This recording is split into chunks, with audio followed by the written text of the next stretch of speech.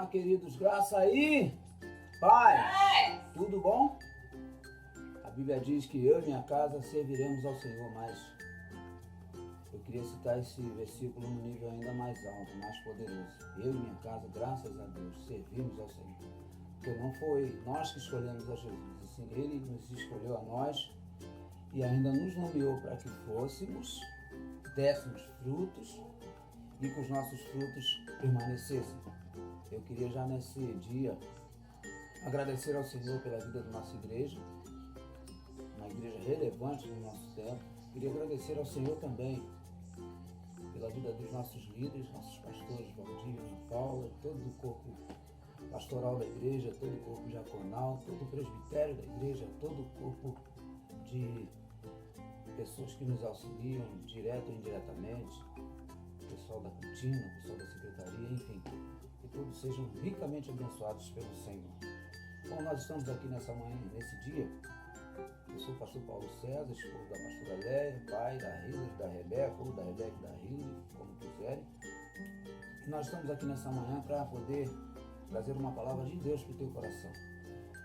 Um beijo também para o pessoal da Adjuvec, a União de Jovens e Adolescentes da Igreja Comunidade Evangélica Graça Plena, situada em São Bernardo, pastoreada muito bem, pastoreada pelos nossos pastores Valdir e Ana Paula.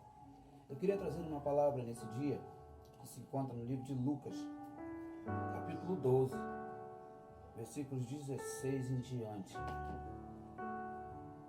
A palavra do Senhor que nós amamos diz assim no versículo 16 da Bíblia Sagrada. E lhes propôs uma parábola. As terras de um certo rico produziram com abundância. Isso Jesus falando. Ele começou a pensar consigo mesmo: o que farei agora? Pois não tenho onde armazenar toda a minha colheita. Então lhe veio à mente: já sei, derrubarei os meus celeiros e construirei outros ainda maiores. E ali guardarei toda a minha safra e todos os meus bens. E assim direi à minha alma: grande quantidade de bens depositados para muitos anos. Agora tranquiliza-te, come, bebe e divirta-se. Contudo, Deus lhe afirmou: tolo. Eu preciso repetir novamente a parte A do versículo 20 de Lucas 12. Contudo, Deus lhe afirmou: tolo, esta mesma noite arrebatarei a tua alma e todos os teus bens que tens entesourado, para quem ficará? Então também acontece com quem poupa riquezas para si mesmo, mas não é rico para com Deus.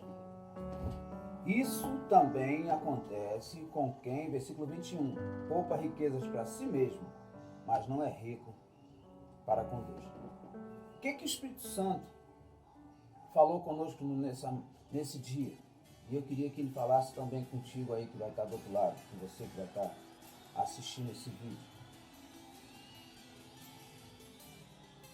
Para começo de conversa, a Bíblia diz que ele começou a pensar consigo mesmo, porque a colheita dele produziu com abundância. Então agora individualmente o cara está pensando que ele é rico, porque na fazenda dele nasceu muito fruto e pelo jeito foi inesperadamente, que nem os celeiros ele tinha em pé ainda para poder guardar a quantidade de frutos que vieram. E a Bíblia diz que ele era um rico insensato, está lá em cima escrito, rico insensato. Por que rico insensato? Ele achava que tudo que ele conquistou, queridos, era por sua força, era por sua inteligência, era por sua perspicácia, por sua organização. Mas na realidade, uma pessoa simples, que pensa o mínimo em Deus, ela vai ter certeza absoluta de que qualquer colheita para produzir tem que ter um sol, Uma colheita, para ter uma boa produção, ela tem que ter água. Uma colheita, para ter uma boa produção, ela tem que ter um bom terreno. E uma colheita, para ter uma boa produção, ela tem que ser livre de pragas. Ou seja, se nós tivermos o sol, se nós tivermos a chuva abundante, se nós tivermos um bom local para plantio, mas se as pragas vierem, aquela colheita será perdida.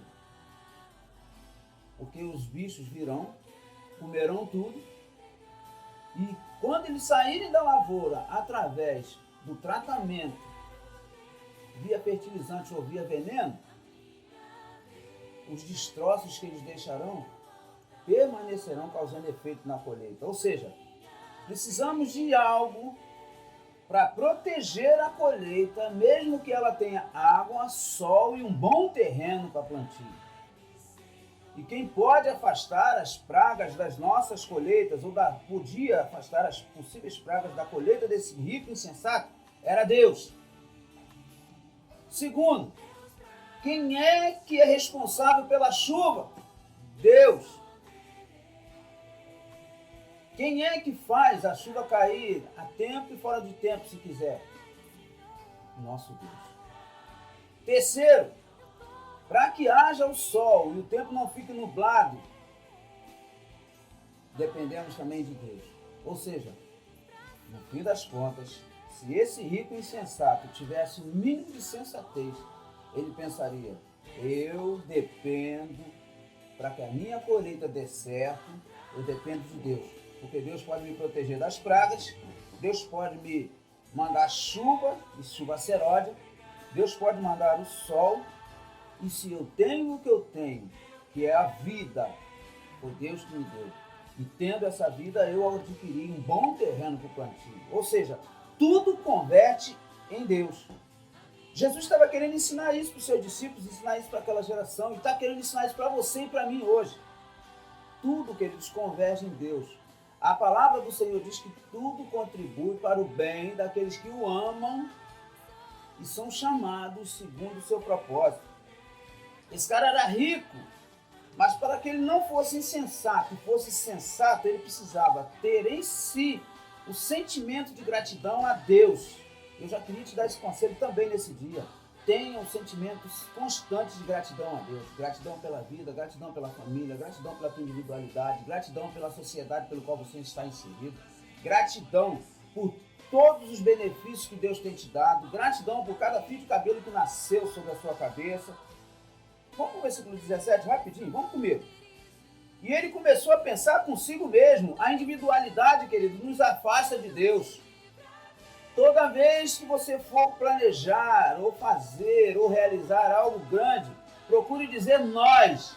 Nós estamos pensando em fazer X, em fazer isso. Quando você diz nós, você cita o que a palavra diz. A palavra diz, Jesus falou assim para os discípulos, eis que eu vou para o Pai, mas enviarei para vocês o Consolador, e ele estará com vocês até a consumação dos séculos. Vamos entender isso aqui direitinho?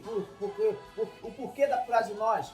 O Espírito Santo está conosco até a consumação dos séculos. Se está até a consumação dos séculos, nós não estamos sozinhos. Então os nossos projetos não podem ser realizados, como esse rapaz disse aqui no versículo 17, na parte A. A parte A diz: e ele começou a pensar consigo mesmo, o que eu vou fazer, tudo no singular e nada no plural. Procure pluralizar as suas possibilidades. Pense sempre não, é uma realidade. Pense sempre que o Espírito Santo está contigo.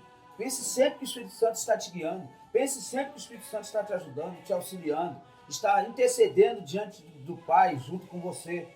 E ele disse, ele começou a pensar consigo mesmo, versículo 17, e disse, o que farei? Pois não tenho onde armazenar toda a minha colheita. Ou seja, o cara primeiro fala que tem em abundância e agora não tem com que guardar. E aí esse conselho aqui serve para qualquer um de nós que estamos expostos a essa palavra também. Quando você projetar algo grande, porque essa colheita era uma colheita grande, essa plantação era uma plantação grande, procure também pensar em o que fazer com os possíveis resultados inesperados que esse projeto grande trará para a sua vida. Ou seja, organize-se. A palavra do Senhor diz que uma pessoa, quando vai construir uma casa, ela é extremamente organizada. Ela pensa no material que vai gastar, pensa no tempo como vai estar, pensa na previsão do tempo, pensa nas pessoas que vão precisar ajudá-la, pensa na quantidade de dinheiro que ela vai empenhar para poder chegar naquele alvo, pensa na forma, no tamanho da edificação, qual vai ser o tamanho disso, qual vai ser, vai fazer primeiro, segundo, terceiro, quarto andar ou só um andar, vai botar piscina ao fundo, vai ser uma empresa, vai ser uma oficina, vai ser uma igreja. Tudo isso precisa de uma edificação e de uma pré-organização. E ele, por mais que tenha plantado, tenha tido chuva, sol, tudo vindo de Deus, mas ele agora colocou em risco o resultado que veio da colheita que ele fazia e da plantação que ele fazia. Por quê? Não se preparou fazendo um armazém grande. Então, na sua mente e no seu coração, toda vez que for plantar algo, toda vez que for planejar algo, pense nas possibilidades grandes daquilo. Porque se for pequeno, você vai tornar a tentar e agora pode vir um resultado grande. Mas se for grande, você não vai ser surpreendido como ele foi. Quando ele fala que agora tem que fazer outros armazéns para guardar a colheita, isso indica que a colheita abundante que veio para a vida dele estava em risco. Então, não deixe que o resultado dos seus planejamentos estejam em risco. Então veio-lhe na mente uma outra ideia, versículo 18. Já sei, vou derrubar os meus celeiros e construirei outros ainda maiores. Olha aí o desperdício. Lembra da pesca maravilhosa? Eu me lembrei da pesca maravilhosa.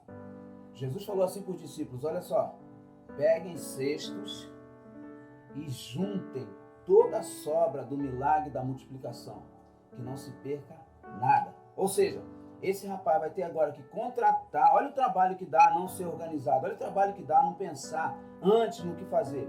Esse rapaz agora vai ter que quebrar os celeiros e fazer outros maiores, vai ter que contratar pessoas para derrubar coisas edificadas, para desfazer coisas já estabelecidas, para fazer coisas maiores. Procure também pensar nisso. Será que a estrutura que eu tenho na minha mente, no meu coração, nas minhas intenções, vão comportar os resultados daquilo que eu acredito, da onde vou chegar, dos resultados que vão trazer para a minha vida? Procure ser pré-organizado também, para que não haja desperdício. Aqui o rapaz ia ter que arrumar agora um espaço para colocar entulho de 3 celeiros, porque ele ia derrubar algo estabelecido para poder fazer coisas maiores. Procure pensar nisso. Procure usar aquilo que você tem de uma forma. Era melhor que ele usasse os celeiros que tinha e edificasse mais outros maiores. Porque ele já não estava pensando nem na próxima possível grande colheita. Ele estava pensando só nessa colheita, quando ele fala em derrubar esse celeiro e fazer maiores. Por que ele agora não reestruturou esses do jeito que estavam, já que estavam edificados, e fez outros maiores? Aí ele disse na parte C do versículo 18, e ali guardarei toda a minha safra e todos os meus bens. Aí, no versículo 19, ele fala o seguinte, e assim direi à minha alma, tens grande quantidade de bens depositados para muitos anos. Agora tranquiliza-te, come, bebe e diverte-se. Se nesse mesmo versículo 19, ele começasse dizendo na parte C, você tem muitos anos, agora louva a Deus, agradeça a Deus, tranquiliza-te, come, bebe, diverte-se, ele não seria reconhecido como um rico insensato. Ele seria reconhecido como um rico sensato, inteligente, nobre, um rico que faz por onde permanecer rico, porque a riqueza, quando ela está nas mãos de pessoas segundo o coração de Deus, ela amplia, ela aumenta. No versículo 20 ele diz assim, ó, contudo, isso já Jesus dizendo, contudo Deus lhe afirmou, porque Deus vai pedir conta das coisas de valor que Ele coloca sobre a nossa vida. Deus vai pedir conta das coisas de valor que Ele coloca sobre as nossas vidas e nós administramos bem ou mal. Jesus diz para ele assim, ó, contudo Deus lhe afirmou, tolo, ou seja, para Jesus dizer que um rico é tolo, é porque o homem estava cercado de atitudes tolas. Ele fazia diversas tolices. Essa mesma noite arrebatarei a tua alma e todos os teus bens entesourado para quem ficarão. Ou seja, se hoje, por mais que você seja rico, se você não souber o que vai acontecer após a sua morte, se você não tiver certeza de quem é o teu Deus, vai ficar meio complicado para a sua vida. Eu gostaria de, independente das suas conquistas, te aconselhar aquilo que Deus fala sempre no meu coração. Com ou sem conquistas, Deus é o meu Deus. Com ou sem êxitos, Deus é o meu Deus. Com ou sem saúde, Deus é o meu Deus. Com ou sem família, Deus é o meu Deus. Com ou sem sucessos, Deus é o meu Deus. Que você tenha esse tipo de mentalidade dentro do seu espírito, dentro do seu coração, dentro da sua alma, dentro do seu corpo. Independente do que você conquistar ou não conquistar, que Deus seja o teu Deus. Porque quem vai pedir a nossa alma um dia é Deus. Essa mesma noite arrebatarei a tua alma. Deus falando, Jesus falando a respeito de Deus. E todos os seus bens. Deus pode deixar a gente como ele deixou Jó um dia, gente. Sem nada, queridos. Sem filhos, sem saúde, sem paz. Mas uma hora Jó disse, Deus deu, Deus tomou. Louvado seja Deus. E aí o último versículo, já quase encerrando aqui essa mini palavra que nós temos para ministrar nesse dia, o último versículo diz assim, ó, assim também acontece com quem poupa riquezas para si mesmo, mas não é rico para com Deus. Se esse versículo a respeito desse rico incompassível, a respeito desse rico insensato, estivesse citando o seguinte, mas isso não acontece com quem poupa riqueza para si mesmo, porque ele é rico para Deus, automaticamente esse rapaz não teria sido tão criticado por Deus e não teria ouvido esse versículo 20. Ele teria com certeza ouvido, hoje mesmo eu vou pedir a tua alma e todos os seus bens, mas você vai estar comigo e vai ter eternamente adquirido a sua riqueza, a principal riqueza que o ser humano na face da terra pode ter, a riqueza de estar com Jesus na glória, vivendo a eternidade celestial. Mas foi citado para com esse rapaz. Isso também acontece com quem poupa riqueza para si mesmo e não é rico para com Deus. Seja rico para com Deus, querido. Ore a Deus, louve a Deus, leia a palavra. Seja você que é esposo de uma só mulher, você que é esposa, seja mulher de um só marido, você que é filho, honre seu pai para que te vá bem na terra e se prolongue os seus dias. Você que é pastoreado, honre os seus líderes. Você que não é pastoreado, seja pastoreado pela palavra do Senhor, por Deus. Você que está desigrejado, faça da sua casa um templo de adoração a Deus. Levante altares de oração, de adoração, de louvor, de respeito mútuo familiar para com Deus. Agradeça a Deus toda vez que você ficar de frente com o sol. Agradeça a Deus toda vez que você receber o seu salário. Agradeça a Deus toda vez que você estiver doente e foi curado. Agradeça a Deus por todas as vezes que você respirar. Porque o Salmo 150 diz, tudo que tem fôlego, louve ao Senhor. Se você tem fôlego, louve a Deus. Porque a Bíblia diz que o temor ao Senhor é o princípio de toda a sabedoria. E a Bíblia diz também para que nós amemos a Deus acima de todas as coisas. Porque Deus é o nosso refúgio e fortaleza, socorro bem presente na angústia. E se nós formos ricos para com Deus e formos ricos para com nossa família e para com os homens, normalmente e espiritualmente seremos uma referência positiva para a nossa geração. E as pessoas dirão a nosso respeito, poxa, ainda bem que eu sou amigo daquele que ama a Deus. Que o Senhor te abençoe, te guarde, te guie, te prospere e que o Senhor faça nascer o teu rosto sobre ti e tenha misericórdia de ti grandemente, para a glória de Deus Pai, Deus Filho e Deus Espírito Santo. Amém. Aleluia.